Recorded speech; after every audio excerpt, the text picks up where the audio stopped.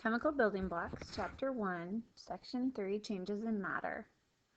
You look up from the sand sculpture you and your friends have been working on all afternoon. Storm clouds are gathering, and you know the sandcastle may not last long. You pull on the sweatshirt to cover the start of a sunburn and begin to pack up. The gathering of storm clouds, the creation of sand art, and your sunburn are examples of changes in matter. History is mostly about changes in matter. In this section, you will read about some of those changes. Physical change. In what ways can matter change? A physical change is a change that alters the form or appearance of matter, but does not make any substance in the matter into a different substance.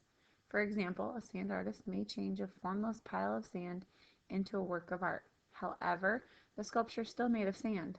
A substance that undergoes a physical change is still the same substance after the change. Changes of state. As you may know, matter occurs in three familiar states: solid, liquid, and gas. Suppose you leave a small puddle of liquid water on the kitchen counter. When you come back 2 hours later, the puddle is gone. Has the liquid water disappeared? No, a physical change happened. The liquid water changed into water vapor, a gas, and mixed with the air. A change in state, such as from a solid to a liquid or from a liquid to a gas, is an example of a physical change. Changes in shape or form. Is there a physical change when you dissolve a teaspoon of sugar in water? To be sure, you would need to know whether or not the sugar has been changed to a different substance. For example, you know that a sugar solution tastes sweet, just like the undissolved sugar. If you pour the sugar solution into a pan and let the water dry out, the sugar will remain as a crust at the bottom of the pan. The crust may not look exactly like the sugar before you dissolved it, but it's still sugar, so dissolving it is also a physical change. Other examples of physical changes are bending, crushing, breaking, chopping, and anything else that changes only the shape or form of matter. The methods of separating mixtures, filtration and distillation, that you read about in Section 1 also involve physical changes.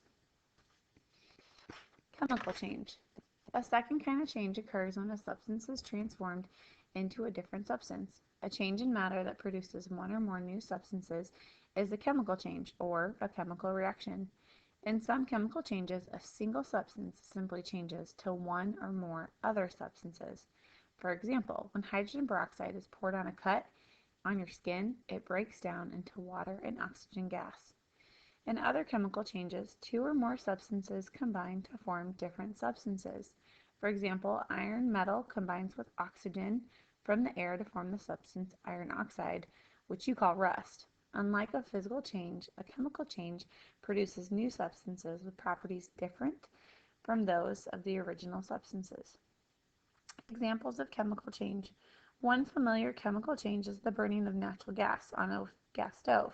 Natural gas is mostly the compound methane, CH4. When it burns, methane combines with the oxygen in the air and forms new substances. These new substances include carbon dioxide gas, CO2, and water vapor, H2O, which mix with the air and are carried away. Both of these new substances can be identified by their properties, which are different from those of the methane. The chemical change that occurs when fuels such as natural gas, wood, candle wax, and gasoline burn in air is called combustion. Other processes that result in chemical change include electrolysis, oxidation, and tarnishing. The table in Figure 17 describes each of those kinds of chemical changes. Conservation of mass. The candle may seem to go away when it's burned, or water may seem to disappear when it changes to a gas. However, scientists long ago proved otherwise.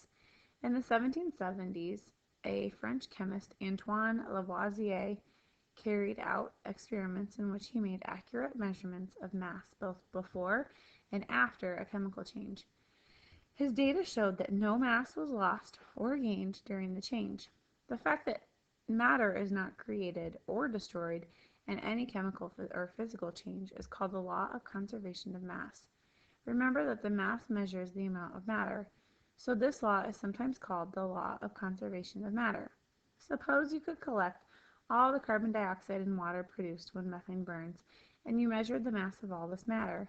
You would find that it equaled the mass of the original methane plus the mass of the oxygen that was used in the burning.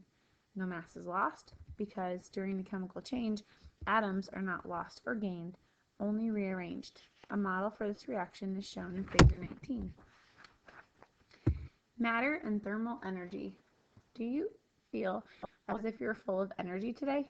Energy is the ability to do work or cause change. Every chemical or physical change in matter includes a change in energy.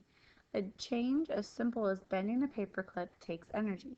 When ice changes to liquid water, it absorbs energy from the surrounding matter. When a candle wax burns, it gives off energy. Temperature and thermal change. Think of how it feels when you walk outside or inside an air-conditioned building from the outdoors on a hot day. Whew! Did you exclaim about that change in temperature? Temperature is a measure of the average energy of random motion of particles of matter. The particles of gas in the warm outside air have greater average energy of motion than the particles of the air in the cool building. Thermal energy is the total energy of all the particles in an object. Most often, you experience thermal energy when you describe matter, such as air in the room, as feeling hot or cold. Temperature and thermal energy are not the same thing, but temperature is related to the amount of thermal energy an object has. Thermal energy always flows from warmer matter to cooler matter. Thermal energy and changes in matter. When matter changes, the most common form of energy released or absorbed is thermal energy. For example, ice absorbs thermal energy from its surroundings when it melts. That's why you can pack food and drinks in an ice-filled picnic cooler to keep them cold. The melting of ice is an endothermic change, a change in which energy is taken in.